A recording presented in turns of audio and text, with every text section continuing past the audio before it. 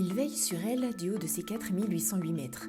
Le Mont Blanc, saint graal des alpinistes, domine la station-village de Saint-Gervais.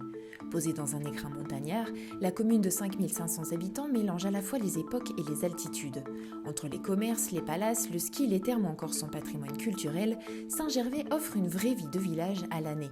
Mais voilà, sa géographie typique des communes de montagne et son territoire très vaste sur 4 villages rend parfois difficile les liaisons.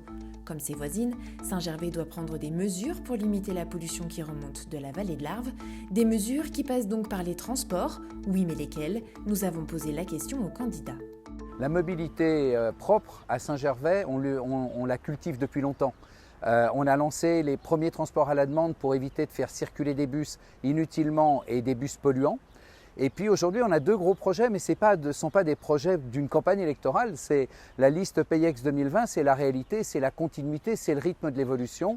Un premier projet, un ascenseur valléen de la gare jusqu'au bourg de Saint-Gervais. Pourquoi faire?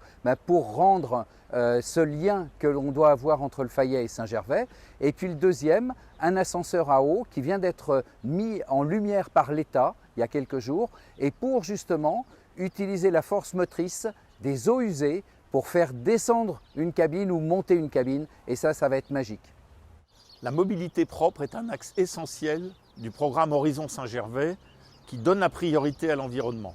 Nous constatons qu'il y a de la pollution dans la vallée de l'Arve, y compris sur le Fayet Saint-Gervais, et nous constatons aussi que rien n'a été fait en termes de transport collectif.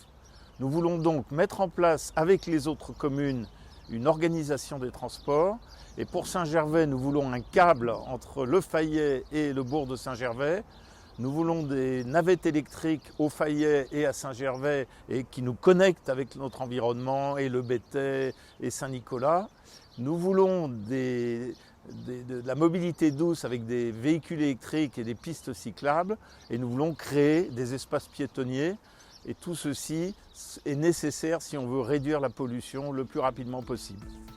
En 2014, lors des élections municipales, c'est Jean-Marc Payex, maire sortant d'hiver droite, qui avait obtenu l'écharpe de premier édile dès le premier tour avec 78,73% des voix.